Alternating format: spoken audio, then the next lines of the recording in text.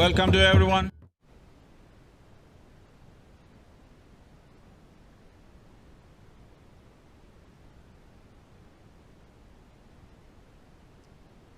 इस प्रकार के सवाल और विचार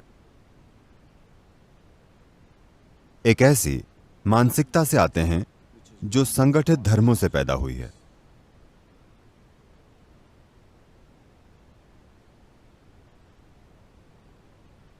शिव का किसी और से मुकाबला करना हमारा उद्देश्य नहीं है, क्योंकि शिव में वे सभी आयाम मौजूद हैं जिनकी आप बात कर रहे हैं। Just one little dimension. कुछ लोगों ने केवल एक पहलू ढूंढा और उस पर बात करके वे लोकप्रिय हो गए।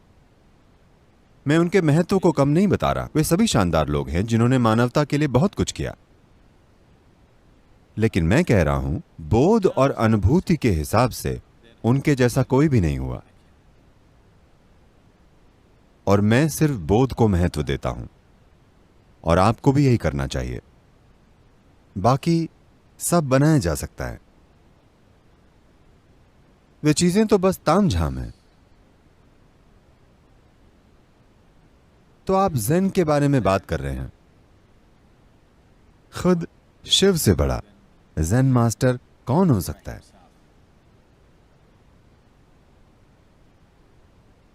कि कोई सामने आया और उसके अपने बेटे को समझ नहीं आया कि वो कौन है। आपने गुइटी के बारे में सुना होगा, ज़ेन गुरु। गुइटी हमेशा ऐसे करते थे। वो बात करते हुए भी लोग उन्हें देखकर सोचते, ये मुझे उंगली क्यों दिखा रहे हैं? वास्तव में गुइटी कहना चाहते थे कि सब कुछ एक है, और यही उनकी शिक्षा थी कि बाकी मैं जो भी कह रहा हूं वो महत्वपूर्ण नहीं है। यही उनकी शिक्षा थी। तो वहां एक छोटा लड़का था, क्योंकि बौद्ध और जैन मठों में Little boys become monks. 4-5 साल के बच्चे भी सन्यासी बन जाते हैं। तो ये छोटा बच्चा मठ में बड़ा हो रहा था और गुइटी को देखकर वैसी ही हरकतें करने लगा। तो ये बच्चा उंगली दिखाते हुए घूमता रहता था। अगर कोई कुछ कहता तब भी। गुइटी ने भी ये सब देखा। उन्होंने उसके 16 साल के होने तक का इंतजार किया। एक दिन उन्होंने बच्चे को बुलाया और ऐसे किया। उस बालक ने भी आदत के अनुसार वैसे ही किया, क्योंकि वह हर जगह यही करता था। तब गुइटी ने एक चाकू निकाला और लड़के की उंगली काट दी। और कहते हैं कि लड़के को आत्मज्ञान प्राप्त हो गया। उसे अचानक ये बात समझ में आ गई कि यह इशारा एक के बारे में नहीं है, शून्य के बारे में है। शिव बहुत समय पहले ही इससे आगे चले गए थे। शिव कहीं से वापस आए थे। वे हमेशा अपने साथ त्रिशूल रखते थे। त्रिशूल के 3 सिरे होते हैं। वे हमेशा अपने पास त्रिशूल रखते थे, लोगों को यह बताने के लिए कि 3 आयाम हैं। आप या आपके होने का तरीका, और वो जो आपको पता है, और वो जो आपको नहीं पता, और वो जो आपको नहीं पता उसका महत्व सबसे ज्यादा है। आपकी जानकारी का महत्व नहीं है। एक दिन शिव काफी लंबे अंतराल के बाद कहीं से वापस लौटे। उन्होंने अपने पुत्र को पहले कभी नहीं देखा था, जो अब 10-11 साल का हो गया था। जब शिव लौटे तो इस छोटे से बच्चे के हाथ में एक छोटा त्रिशूल था, जिससे वो शिव को अंदर जाने से रोक रहा था। शिव ने बच्चे को देखा और उसका सिर काट दिया। उसका त्रिशूल नहीं छीना।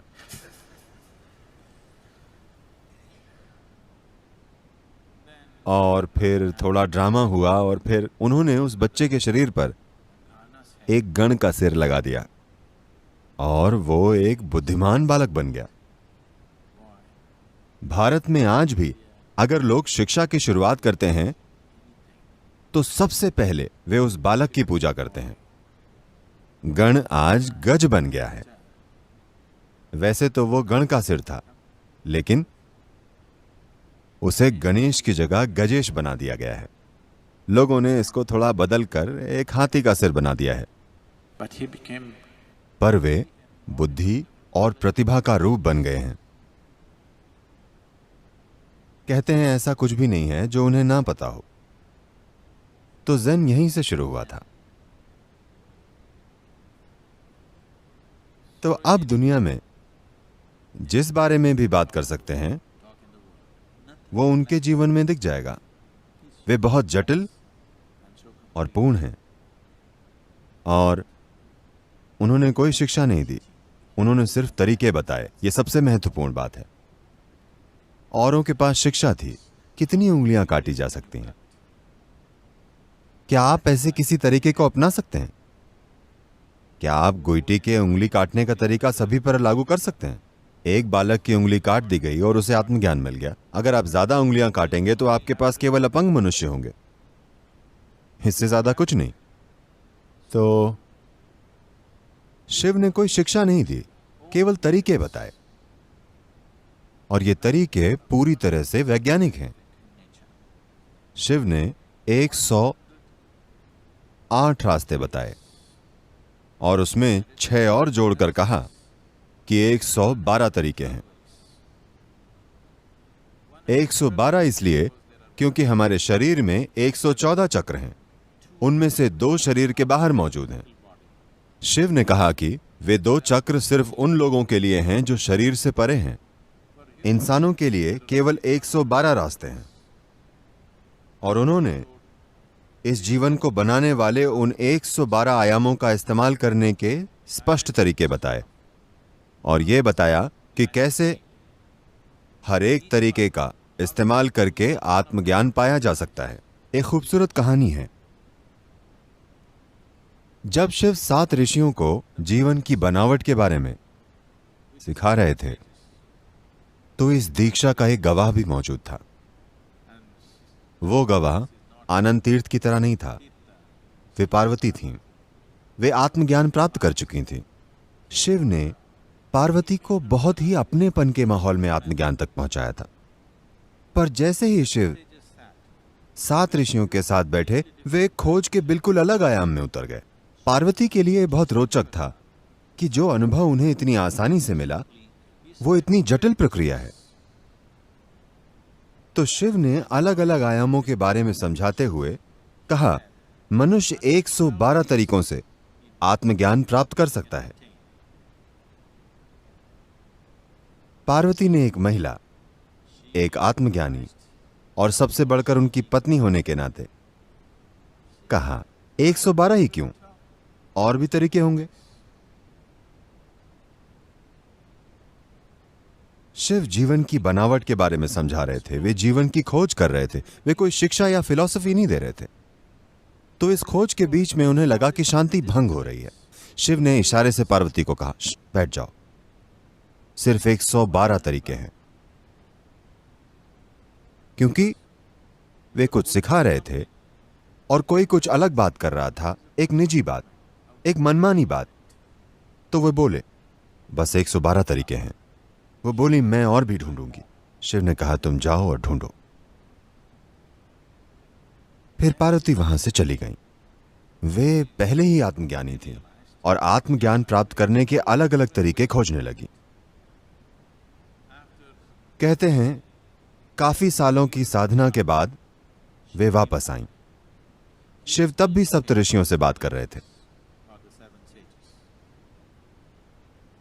पत्नी होने के नाते वे उनके पास बैठ सकती थीं, पर उनसे एक सीढ़ी नीचे बैठी। वे हार गई थीं। वे चाहती थीं कि सिर्फ शिव को पता चले, ना कि सप्तऋषियों को। वो बस आईं और अपनी हार मानने के लिए थोड़ा नीचे बैठ गईं कि जो चुनौती उन्होंने दी थी वो उसमें हार गईं। तो वो नहीं चाहती थी कि दूसरों को पता चले, पर वे चाहती थीं कि शिव को पता चले। तो 112 तरीके हैं। शिव जीवन की बनावट के बारे में बात कर रहे हैं। कोई फिलॉसफी, कोई शिक्षा या सामाजिक महत्व नहीं, बस विज्ञान। हम सामाजिक महत्व को जोड़ देते हैं just to make it, rounding it off. नहीं तो यह कुछ ज्यादा ही वैज्ञानिक हो जाएगा।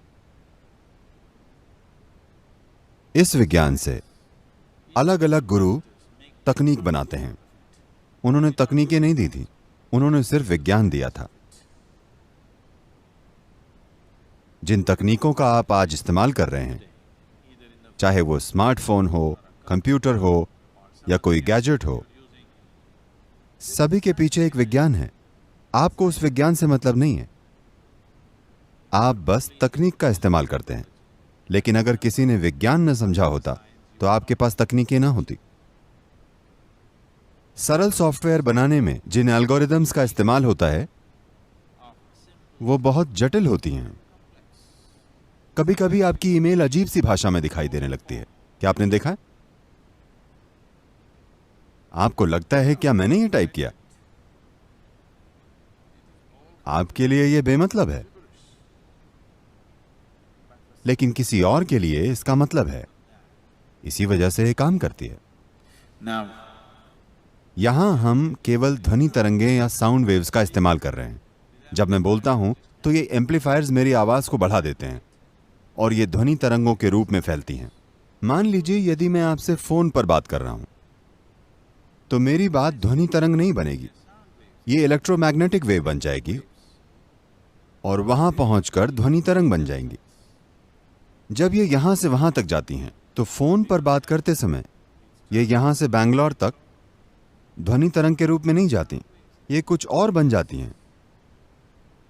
अगर आप उसे सुने या उसे महसूस करें तो ये बिल्कुल अलग होंगी,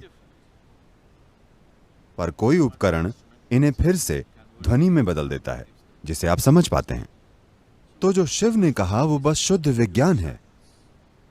उन्होंने तकनीक की बात नहीं की, उन्होंने ये काम सप्तऋषियों पर ही छोड़ दिया कि वे किसी खास दिन अपने सामने बैठे लोगों के लायक तकनीकें बना लें। अपनी जरूरत के आधार पर हम गैजेट बना लेते हैं, लेकिन विज्ञान एक ही होता है ना? विज्ञान बिल्कुल नहीं बदलता। तो मैं हमेशा शिव की बात करता हूं क्योंकि विज्ञान महत्वपूर्ण है, तकनीक महत्वपूर्ण नहीं है। विज्ञान महत्वपूर्ण है। तकनीक बनाई जाती है, तकनीक हम खुद बनाते हैं क्योंकि एक मूल विज्ञान है, उसका इस्तेमाल करके हम कुछ बना लेते हैं। जिन उपकरणों का आज महत्व है शायद कल उनका महत्व ना रहे। ऐसा हो चुका है ना? कितने गैजेट जो हमें बहुत उपयोगी लगते थे वो अब उपयोगी नहीं रहे क्योंकि नए गैजेट आ गए हैं, लेकिन विज्ञान नहीं बदला। तो किस तरह के गैजेट हम बनाते हैं ये इससे तय होता है कि हम किसके लिए बना रहे हैं और इस समय किस चीज की जरूरत है। तो इस संदर्भ में जिन अन्य गुरुओं का नाम आप ले रहे हैं, उन गुरुओं में और जिन्हें आप आदि योगी कहते हैं में बहुत बहुत बहुत बड़ा अंतर है। वे सभी तकनीकी लोग हैं। उन्होंने इसका एक आयाम समझा और उस पल उनके सामने बैठे लोगों के लिए खास तकनीक बना दी। वे लोगों के काम आई और उस पल यही बात जरूरी थी। पर हम आदि योगी को वैज्ञानिक आधार की तरह देखते हैं। आज ये महत्वपूर्ण है।